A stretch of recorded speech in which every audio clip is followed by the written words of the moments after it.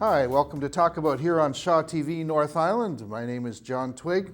We've got a good show for you now. The guest is Sean Smith. Sean, thanks for coming in. Thanks for having me, John. And especially on short notice. The guest I was going to have on got the flu. But I've been trying to get Sean actually since last November when you did the Remembrance Day. And then you did a thing with fairies that went viral. So Yeah, a little busy. Let's do PTSD first, because as we're recording this, the Wounded Warrior run was in Campbell River. Tell us a bit about that. I know you're involved. Well, I mean, the Wounded Warriors program has been around for a number of years now, and PTSD is probably one of the most prevalent issues with veterans today. Yeah, post-traumatic stress disorder. And it can be varying levels of it.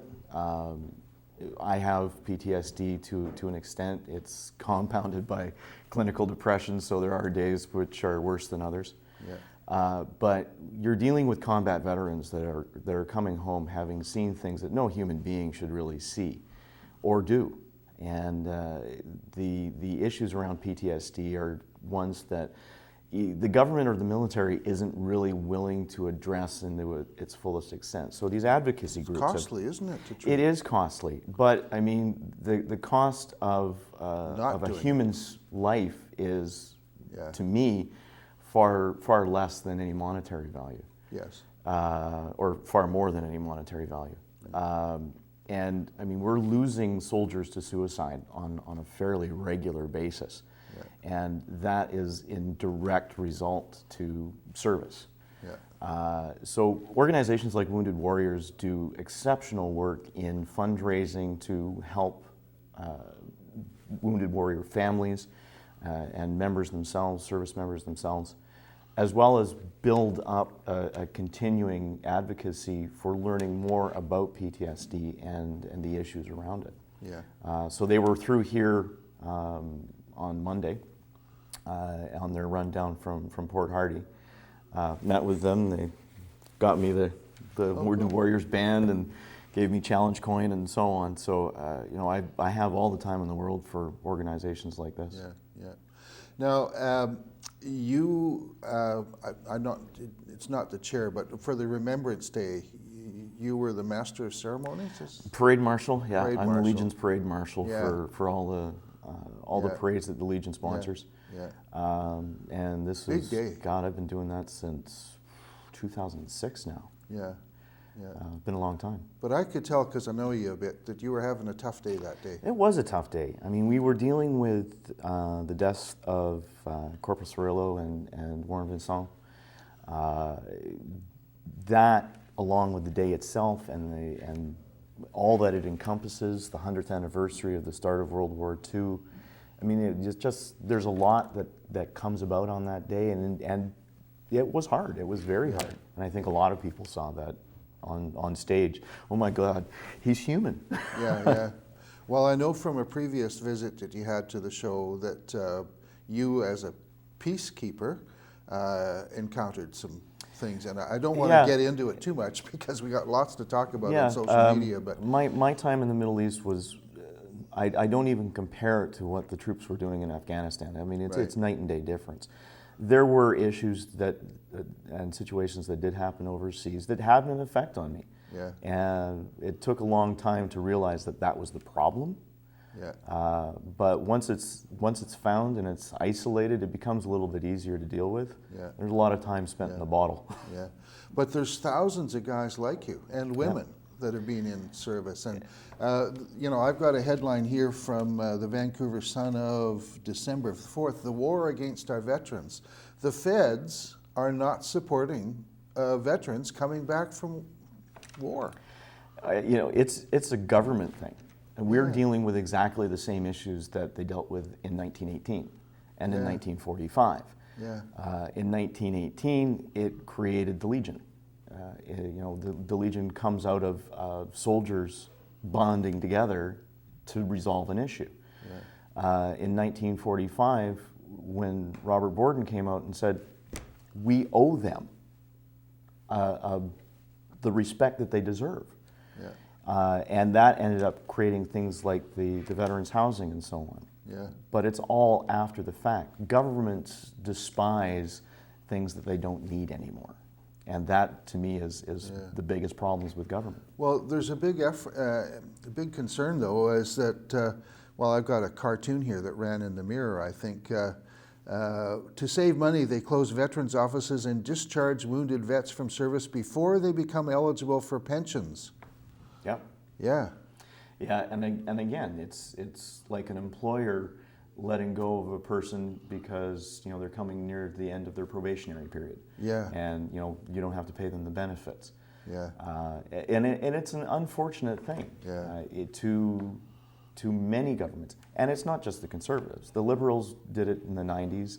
Yeah. And I was a soldier in the 90s when the Liberals were hacking and slashing, but still sending us out in operations. And it was difficult. It was really difficult. Let's throw bullets at them because we're out of guns.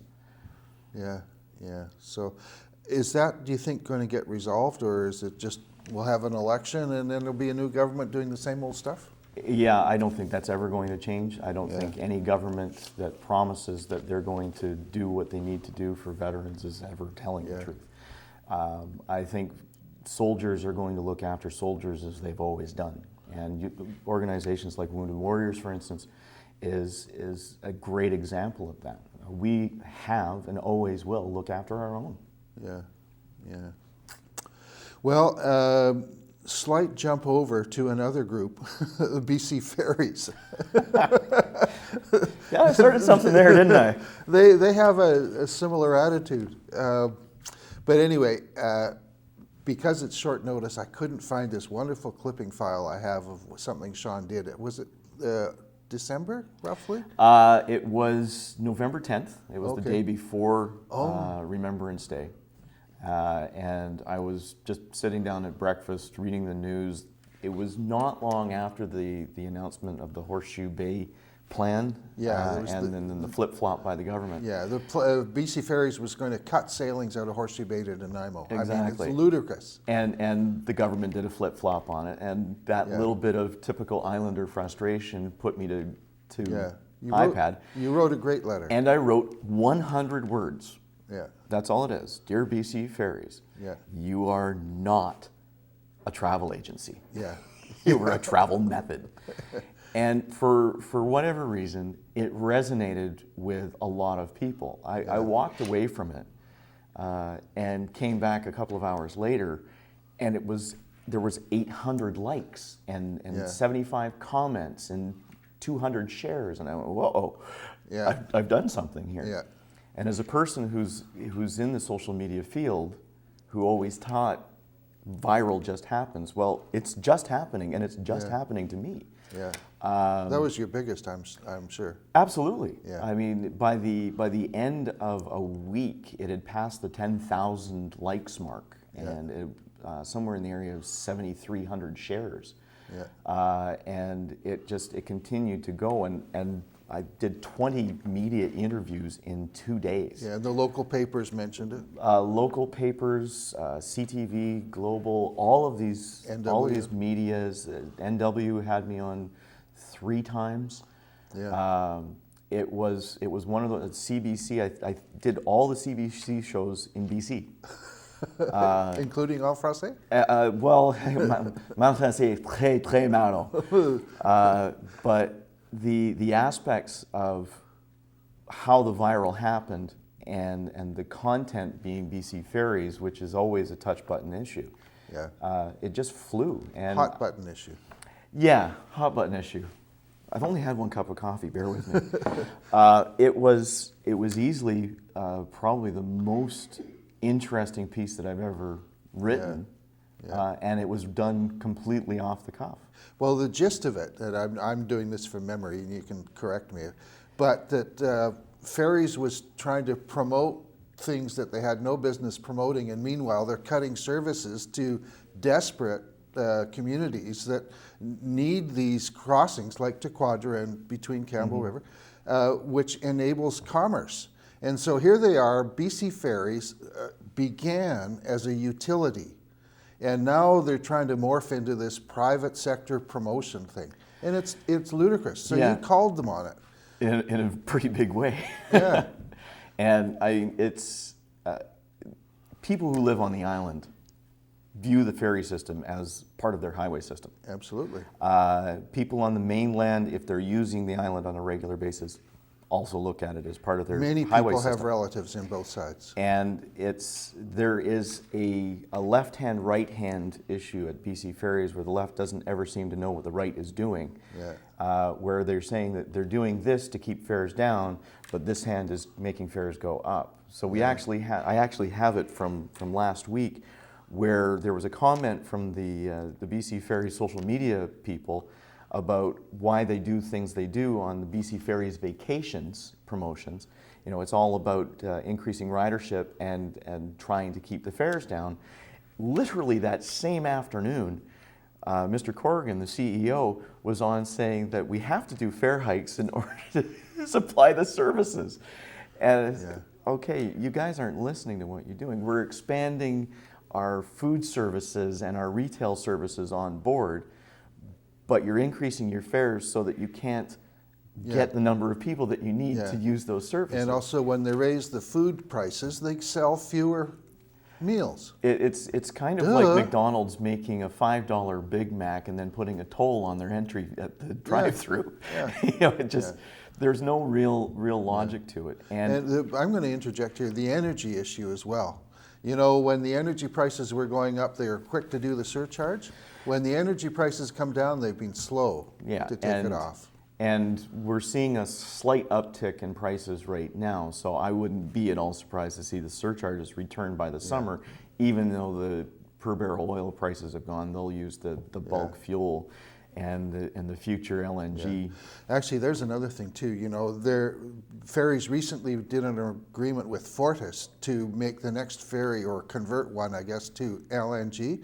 And a previous guest we had on here pointed out that they really should be doing CNG, compressed natural gas, because it's safer. It is. And the LNG plan that BC Ferries has put forward is ad hoc at best. I mean, ludicrous, politically driven. They put out an REI, a request for expression of interest, and they got 5 different organizations to bid on supplying LNG. But there's only one in BC that can actually even supply LNG. Yeah. So it was a waste of time and money to do that. Yeah. Now we're dealing with them saying that we're going to be fueling the vessels the same way that we currently do, which is to drive a truck on deck, on the vehicle deck, and fuel the There is no ferry system that uses LNG in the world that I'm aware of that does it like that. Because LNG comes out of the pipe at minus 200 degrees Celsius. You spill that on the deck, it's like liquid nitrogen. Lord, so, I mean, please deliver them from this lunacy. What I find really funny is the LNG vessels that they're having built in Poland right now are dual purpose as well. They're both LNG and marine diesel. They have to do that because one of the vessels is designed to be a replacement vessel, which means that if this one here at Quadra Campbell River goes down, they may need that vessel to come up here. Well, we don't have any LNG supply services up here at all, so you have to use marine diesel. I mean, it's... So you just think about this. When the NDP was doing those big super ferries, they were putting a loading dock on the ferry so that, you know, it could... So they were back and forth carrying a loading dock. Well, these ferries are going to be back and forth carrying all this heavy metal to compress this gas. Yeah. It's lunacy. Even the retrofit that they're planning for the Spirit class vessels, so the Spirit of Vancouver Island, Spirit of British Columbia, those retrofits, the storage space required, as far as I can see, may cost them a deck. And I mean, and this is just a non-engineering look at the plans that they have. Yeah. And they're also planning to expand their food and retail services on board, which will take away seats. Oh. Well, if you know that your ridership is going down and that is your primary but they're saying that we're going to use these ancillary services to compensate for the losses in other places. Well, if there's nobody riding your bus, shouldn't you be working towards getting more people on your bus? There's another bit of lunacy that it just drives me nuts. You mentioned it. They're doing a tourism promotion to a Soyuz. Yeah, that was happening this fall. What kind of a ferry serves a Soyuz? I was reading the ad, and I couldn't wrap my head around the idea that they want people to come from Vancouver Island. I mean, I can see promoting Long Beach. Because to get to it, you have to take a ferry. But and again, it's their promotions. Even though the BC Ferries vacations site has a lot of places all up and down the coast as service providers, their focus of promotion is all Ucluelet, Tofino, Victoria. There's nothing going to Sunshine Coast, Bowen Island, up island to Campbell River. There doesn't seem to be any promotion into the places that they say have the least amount of ridership and are losing money. So they're not making any effort to help bolster that economy. And the Bella Coola run, what is... And again, how Minister Stone will sit there and say that the UBCM research paper was wrong. Yeah. I'm sorry, pardon me. Yeah. You know, there are a lot of people that are going out of business because there is a sudden downspring of people coming to the area because it's A, unaffordable, and B, inaccessible. Yeah, and I'm just going to reiterate because it's a really important point. The purpose of BC Ferries is to enable commerce. They're a utility. They're meant to break even. But you know, Gordon Campbell, I think for ideological reasons, wanted to basically privatize them. And there is some federal tax policy which gives favorable treatment to a private entity. So that's partly, and this goes back to Van der Zam and Melcouvillier too. But you know, really, the basic thing is you put it out in your letter, hey, your job is to carry people and goods. And that was the reason that WAC Bennett purchased Blackpool and made BC Ferries what it was. Exactly. It was an extension of the highway system, and it was designed to create commerce and travel. And there was some labor instability, and he needed to, just like the feds did with the CPR train here a few days ago. Yeah, they took BC Ferries to privatize. I mean, privatize is a very loose term here. Yeah. To get BC Ferries off the books, so they're not really on the federal budget list. Or on the provincial budget list. Same as BC Hydro, same as ICBC. They're semi-privatized, so they're not something that actually sits on the books as a liability. And they will constantly fall back on it's not us, it's them. But they're right there to say you can't do that. There's federal write-offs for investments. And so what Melcouvillier was doing was getting private pension funds to invest in, hey, we'll sell you a ferry. And so they could get tax deductions for building the ferry. I joked not too long ago on the Dear BC Ferries Facebook page that if Justin Trudeau wanted to win Vancouver Island, all he have to do is say federal government's going to help fund BC Ferries. You know, well, they still subsidize the run from Horseshoe Bay to Nanaimo because it's part of the Trans-Canada Highway. But it's a pittance. I think, what is it, 18 million a year or something? I think the total between the federal and the, Parks Canada has an investment in it as well, somewhere in the area of about 32 million. Yeah. It's small potatoes in a almost $800 million annual budget.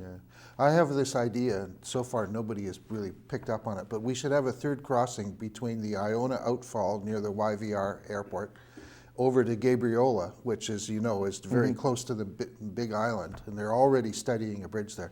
We could have a third major crossing focused on foot passengers and trucks, get all of the pressure off of Horseshoe Bay, and maybe also run it on sewage gas. Island Ferry System, which is a privately owned entity, has been attempting to try and get a new foot passenger service out of Nanaimo. And that is downtown Nanaimo to downtown Vancouver. The interesting thing is that the only thing that was stopping them from getting $15 million worth of federal investment money was approval from the BC government. So the BC government was dragging its heels in trying to get this in place, and I'm not sure, I have to follow up on it, but I think they may have missed that deadline to get that money, and they may have gotten an extension. Yeah. But and I think this is about the 4th or 5th time that a passenger service, a passenger-only service from Victoria was, or from Nanaimo was being planned. But in an age where Vancouver is becoming too expensive, a less than 2-hour trip from Nanaimo to Vancouver could be your commute. Yeah, yeah, exactly. Well, you know, I spent a bit more time on ferries than I'd intended, but I want to get into social media. Sean is, well, you're no longer called that social media guy. Your email doesn't even work on that one anymore. Yeah, well, I decided to shut my company down for a year to kind of reconnect with my family and do some more volunteer work on projects like Dear BC Ferries and Yeah. Social Media Camp. Yeah. And I'm actually quite enjoying it. Yeah. But you still keep a pretty good eye on social media. Yeah, I mean, I enjoy it far too much. I enjoy the conversations far too much to not be continuing in it. So I'm still kind of recognized as the social media guy in town. Yeah. So there's a little happening story down in Saanich where Campbell River's former Chief Administrative Officer Andy Laidlaw retired from here, and suddenly he's now the acting CAO in Saanich. They've got a little problem. The mayor there, the new mayor, found some spyware on his computer. Sean, no surprise to me really, you're in there. Tell us about it. I have a number of friends who live in the Saanich area and are politically active and so on, and they know I'm politically active up here. So when Mr. Laidlaw ended up down in Saanich, they were immediately contacting me saying, "What can you tell us about Andy Laidlaw?" Who is this And guy? I said, "How much time have you got?" So there was quite a bit of conversation going on, and me feeding them online links to newspaper printouts and some of the history that's gone on in Campbell River since he came to office in 2011. And I also have an IT background in networking and service. Information technology for some of the people that... So they asked me, you know, what about this Spectre 360? And I said, with Saanich saying that it was a recommended piece of software from an IT consultant, security company, I call bogus, because this software is nothing to do with security. This is strictly investigative. Yeah. So mainly on employees that are doing bad things. The website itself says to watch your employees. Yeah. So the primary purpose is things like keyloggers, so that you can follow where they're going and their histories. So the new mayor, Richard Atwell, who, you know, he has some issues, but in a way he was right, and that was put on, that spyware was put on his computer before Andy Laidlaw got there, I believe. Yeah, and it was put in there as a recommendation from some consultants. But the interesting, it's right out of the gate when they decided to deal with this issue. The first thing that was coming out of Mr. Laidlaw's mouth was, they're telling the media that we're removing it. They weren't removing it; they were disabling it. Well, that's not removed. Ooh, so I hadn't heard that angle. Yeah, so this is the interesting part, is the people that look after this software were saying it's been disabled, and the CAO is saying it's been removed. Well, it hasn't been removed. There's a big difference between the two. Yeah. So this software still exists on their network. It's just not being used. Yeah. Okay. Well, in the interest of time, we could go another 5 minutes on Saanich, but you mentioned in their email, and I have another clipping which I wasn't able to get on short notice, about even though Twitter and LinkedIn and some of the Facebook are still, you know, like very potent, very powerful, widely used, email is still dominant in political and probably commerce and other discourse. And, you know, like you and I connected by email. What's your perspective on that?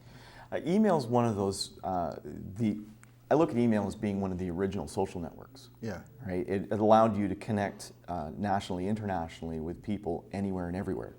So the conversations that we were having back in the mid-90s, when we really started to use email more, It replaced the fax machine. It replaced the fax machine. Although Taco Del Mar apparently is still using fax machines to take orders. I saw that one on social media not too long ago. But email is one of those things that will never really go away. I'm using it right now to help organize my high school reunion because it's a little bit more personal. Yeah. It's a little bit more direct. I think it's more secure too. It is a little more secure. Certainly a little more secure. It's between point A and point B versus point A going into the cloud and eventually getting to point B. Yeah. So don't give up your email account is really the message. Now, local awareness of social media. I mean, it's more than a year, I think, since you were on the show. I don't think much has changed. And North Island College, like they've got a list here of courses starting soon. I don't think they're teaching social media. No, there is a little bit in their business administration program as part of their marketing. But this is an ongoing issue, and I'm trying to advocate right now for bringing social media into schools as part of education, as opposed to just a reactive thing to bullying or you leave your cyber PE safety. class and go into social media. Yeah, it doesn't necessarily have to be its own piece of curriculum. It can be integrated into some existing curriculum starting in middle school and working its way through high school. It can be taught. There are courses that kids are taking in high school now to teach them how to be prepared for the workforce. That needs to be part of that. Yeah, there's so much. Cyber safety, proper and safe use of social media. This isn't something that the kids can learn at home because their parents really aren't that familiar or comfortable with it. And it's not just learning like how to do Facebook, but it's like what not to do on Facebook as well. And I had said to you earlier, we teach them how to drive because vehicles are dangerous if they're not driven properly. But we don't teach them how to use social media safety, but that's just as dangerous because they're still texting behind a car. So I mean, it's time to bring social media. This is their primary form of communication. Yeah, that's good. Interestingly, in the recent provincial budget, there's money for North Island Internet. And now the city and Shaw have recently done a 5-year deal on Go Wi-Fi. Shaw is providing Go Wi-Fi. And I've got a little clipping here. Home Hardware is now promoting Shop Online. So this stuff isn't going away. It's just growing. It's gonna continue to grow. We haven't really touched the surface of the potential of how the world is going to work in a digital world. And I mean, I've been talking about bringing high speed into remote communities for 15 years. I was talking with the original federal program to bring high speed fiber into communities, and so I mean, it's been a very, very long process. What do you think of drones? I have one. Oh, are they a threat, or are they potentially great, or are they just a toy? Like everything else that's new, it has its good and its bad points. I'm using it to help take video of the community to show what Campbell River looks like. We're also, Eagle Eye Adventures, for instance, is using it to help find grizzly bears. Wow. For Campbellton Neighborhood Association is going to use it to take a picture where we want to put these rafts out into the river. Yeah, I mean, there are definite positive aspects. Even real estate is starting to use it to do fly-throughs on homes. But there is a negative aspect. I mean, spying on your neighbors. No. And I don't think it's going to be too long before you start seeing Radio Shack advertising jammers that you can put up on your roof and down goes the plane. I'm thinking pellet guns are going to become very handy. Little anti-aircraft sitting on top of your house, maybe down in the States. Anyway, Sean, it's great. Thanks for coming in. Well, thank you for having me. Oh, good. So there's Talk About. If you'd like to watch the show again, it'll be posted in due course on Shaw TV North Island's YouTube channel. And also my website, www.crnv.com, has a link to some of the shows. I haven't put the most recent ones up yet. I apologize for that. But thank you, Richard. Thank you, Matt. Thank you, Chaz. And thank you, Shaw, for putting on Talk About.